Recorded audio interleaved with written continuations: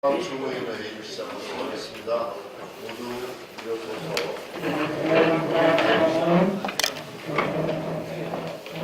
국회대 경례. 바로 이하 생각하겠습니다. 먼저 정동명 대표님의 모두 발언으로 시작하도록 하겠습니다. 네, 오늘 74차 최고위원회를 시작합니다. 지난 주말 한반도 정세와 관련해서 청룡열차를 탄 듯한 느낌을 많은 분들이 받으셨을 겁니다.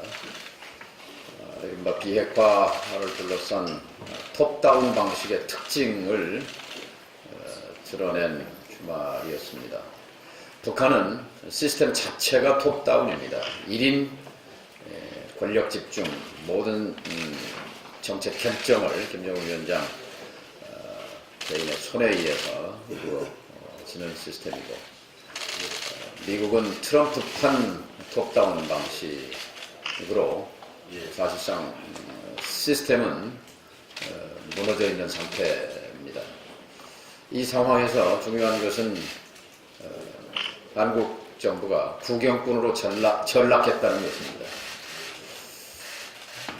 북한은 일방적으로 개성연락사무소에서 철수했습니다. 사전 협의도 없었습니다. 이것은 중대한 판문점 선언 위반입니다. 9.19 평양 선언 위반입니다. 되돌아가지 않겠다. 획기적인 남북관계 전면적인 발전을 위해서 연락사무소를 설치한다고 하는 남북 정상 간의 합의를 훼손한 것입니다. 이 점에 대해서 정부는 강력하게 북에 대해서 유감을 표명하고 바로잡을 것을 요구해야 합니다. 북한의 눈치 보는 것이 능사가 아닙니다.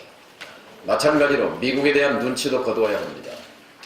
남북연락사무소 제기는 못했습니다. 한 가지 예만 들면 인플루엔자 약 타미플루 20만 명분 예산 35억까지 집행해놓고 미국 눈치 보느라고 이 시간 현재까지 타미플루 미국에 못 보냈습니다. 트럭에 실어 보내는 것이 유엔 제재 위반이다는 실무자의 한마디에 끽소리 못하고, 아니 트럭으로 타미플루 실어다 주고 트럭 가져오면 될 것 아닙니까? 왜 인도적 지원까지 일일이 미국의 눈치를 보는 그런 무소신, 떠나 개성공단에 내 재산 투자해서 공장 지어놓았는데 그거 좀 가서 보자고 하는데 미국 눈치 보느라고 개성공단 입주업체 대표들 8번씩이나 방북 신청 거절한 정부, 과연 소신이 있는 정부입니까? 개성공단 만들 때 15년 전 미국 네오콘이 극성, 그때 볼턴이 주도하고 럼스펠드, 딕 체니, 울포비츠 네오콘으로 둘러싼 부시 정부를 상대로 설득해서 개성공단 만든 제 경험에 비춰봤을 때도 너무 무소신이고 너무 눈치 보는 정부입니다. 바로 이것이 개성공단 철수라는 그런 상황에 맞닥뜨린 한 요인입니다. 두 개의 그런 판문점 선언 위반에 대해서 강력히 항의해야 하지만 문재인 정부의 외교안보 시스템도 다시 한번 잘 점검해 볼 필요가 있습니다. 해답은 뭐냐? 정면 승부입니다. 국영군에서 빠져나와야 합니다. 바로 지금 시점이 원포인트 판문점 남북 정상회담이 필요한 시점입니다. 그러려고 작년에 3번씩 정상회담이 있지 않습니까? 한민족의 한반도의 운명이 걸린 이 국면 속에서 정상회담 이루어져야 합니다. 적극적으로. 김정은 위원장 지금 충격받은 속에서 새로운 길 만지작거리고 있습니다. 새로운 길이 아닙니다. 사회주의 연대, 그리고 내핍, 자력갱생, 고작 해야 이 길인데 이 길은 북한의 밝은 미래를 보장할 수 없습니다. 러시아와 북한의 정상회담이 임박했습니다. 중국을 지렛대로, 러시아를 지렛대로 쓰는 북한의 전통 줄타기 외교의 일환으로 보입니다만, 어쨌든 김정은, 트럼프 두 지도자의 불가측적인 리더십에만 의존해서는 한반도의 평화체제 요원합니다. 다시 한번 이 정부의 상황의 본질을 꿰뚫는 인식과 함께 정면 승부를 요구하는 바입니다. 오늘 국토부를 포함해서 이제 청문회 전국이 시작되는데요. 주로 민주평화당은 정책 검증, 지난 3년째 아무런 제도 개혁, 털끝만한 제도 개혁 하나 이뤄내지 못하고 있는 상황에서 이루어진 개각, 이 개각을 통해서 과연 무슨 개혁을 해낼 것인지 하는 정책 검증에 집중하게 될 것입니다. 이상입니다. 예, 다음은 장정환 원내대표님 발언드리겠습니다. 네, 10일 전에 지적했던 공시지가의 문제점에 대해서 문재인 정부에 다시 한번 경고를 보냅니다. 주택 공시가격 결정에 대한 국민들의 불신이 매우 큽니다. 실거래가 현실화 비율에 대한 공정 불공정의 문제를 비롯해 1주택 소유자의 소득 역진 등 여러 문제점이 불거지고 있습니다.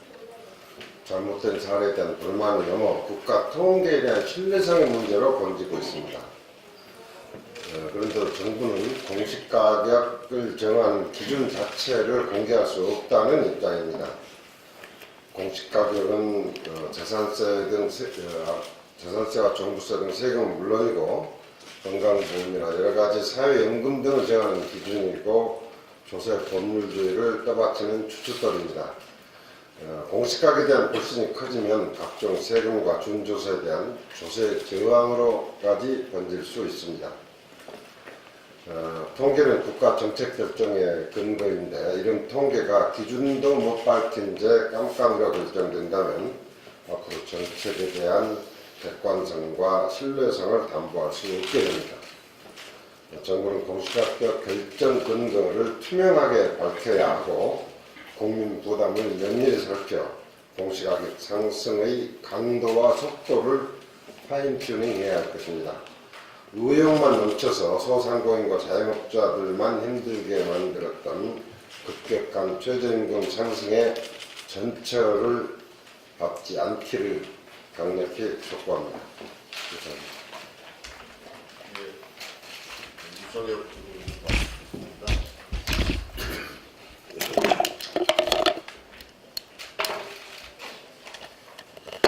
예, 오늘 아침 그 조간 신문을 보면은 강남 한복판인 논현동의 공실률이 2017년도 2, 4분기 때 1%였던 것이 2018년 4분기에 작년 4분기입니다.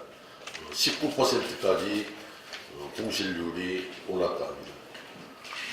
청담동은 11.2%, 신촌은 10.8%, 용산은 9.7%로 1년 반 새에 두세 배가 공실률이 늘어났습니다. 특히 이태원은 21.6%의 공실률을 보이고 있다 합니다. 이것은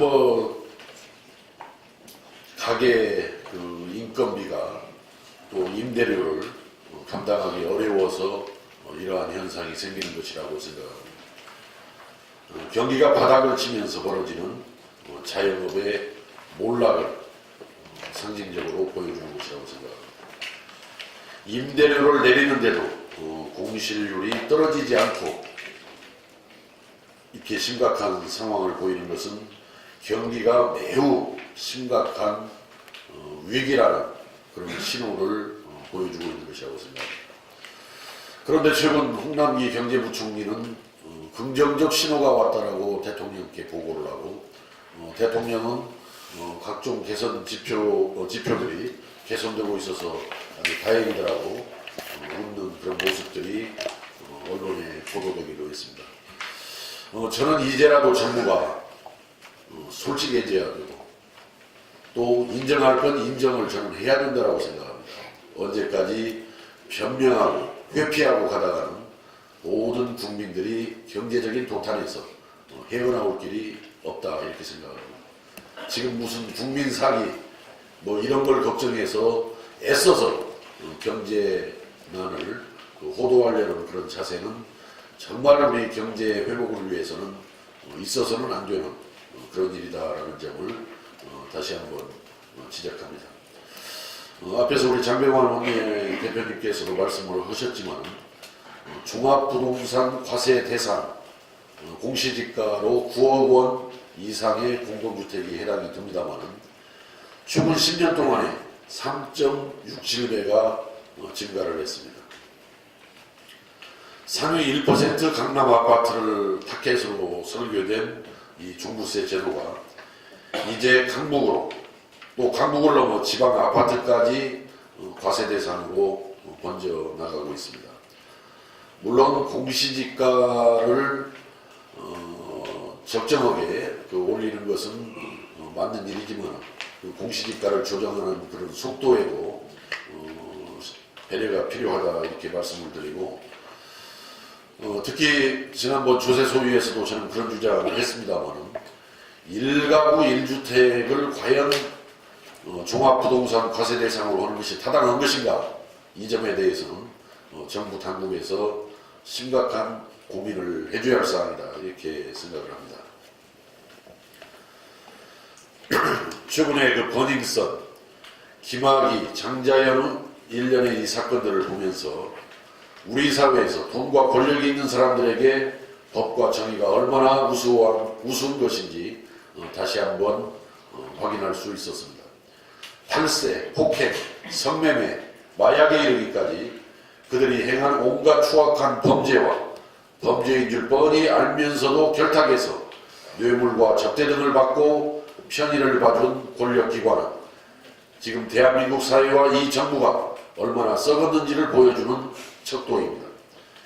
이 와중에 해외 도피까지 하려 했다니 정말 기가 막힐 노릇입니다. 기소 안 하는 검찰, 단속 정보 내주는 경찰, 탈세 봐주는 국세청, 누구도 믿을 수가 없습니다. 세 사건 모두 철저한 수사를 해야 합니다. 만약 미진하다면 특검이라도 실시를 해야 합니다. 그리고 대한민국의 새로운 권력인 대형 연예기획사에 대한 제대로 된 세무조사와 더불어 성매매, 마약 유통을 철저히 조사하고 나아가 4대 권력기관에 대해 대대적인 정화작업이 필요합니다. 특히 납세자 보호를 핑계로 어떤 조사를 했는지조차 밝히지 않다가 문제가 되면 그제서야 다시 조사를 하는 국세청의 잘못된 세무조사 행태를 반드시 뜯어고쳐야 합니다. 이번 사건들이 대한민국의 썩은 부분을 도려내는 계기가 되기를 바라면서 다시 한번 세 사건 모두에 대한 철저한 수사를 거듭 촉구합니다. 우리나라가 저출산에 쏟아부은 돈이 지난 2006년도부터 13년간 143조 원에 이릅니다. 그런데 지금 출산율은 1%를 넘지 못하고 있습니다. 그 돈은 다 어디에 쓴 것입니까? 저출산 대책도 저출산의 원인을 정확하게 규명하여 찾아야 할 것입니다. 출산을 직접적으로 돕는 곳에 쓰여야 합니다. 최근 의료계에서는 무과실 분만 의료사고에 대한 부담 비율 문제로 논쟁이 한창입니다. 의사의 과실이 없는 불가항력적인 분만 사고에 대해 정부가 100% 책임을 져주어야 합니다. 갈수록 산모의 나이가 올라가면서 분만 사고의 위험은 더 높아지고 있는 상황인데 이를 의사가 30% 부담하게 한다면 누가 산부인과 전공을 하려야 할 것이며 이는 결과적으로 분만에 대한 우려로 인해 저출산을 심화하는 결과를 가져오게 될 것입니다. 지난 2013년도부터 지금까지 총 30억 원이 들었습니다. 무과실 분만 사고에 대한 보상으로 30억 원이 들었습니다. 143조 중 0.005%에도 미치지 못하는 금액입니다.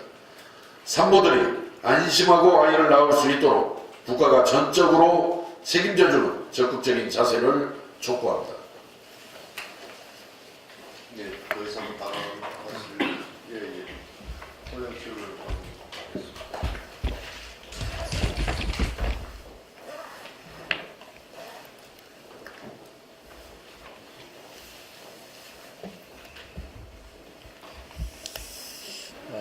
이번 주부터 인사청문회가 열린다고 합니다. 국토부 장관 후보자인 최정호 전 국토부 차관이 분당과 잠실, 세종시에 똘똘한 아파트 3채나 보유하고 있는데 장관 후보 직후 분당 집은 딸에게 꼼수 증여를 하고 딸한테 월세를 산다고 합니다.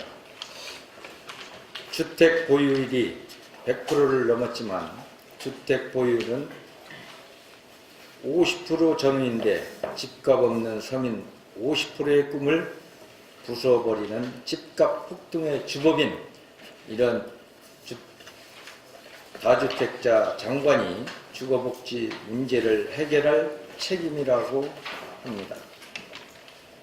작년 집값 폭등으로 인한 국민적 고통이 이루 말할 수조차 없는데 똘똘한 세채 편법 증여 거주 장관을 국토부 장관에 임명한다면 정과 3범을 법무부 장관에 임명하는 것과 무엇이 다른지 문재인 대통령께 묻고 싶습니다.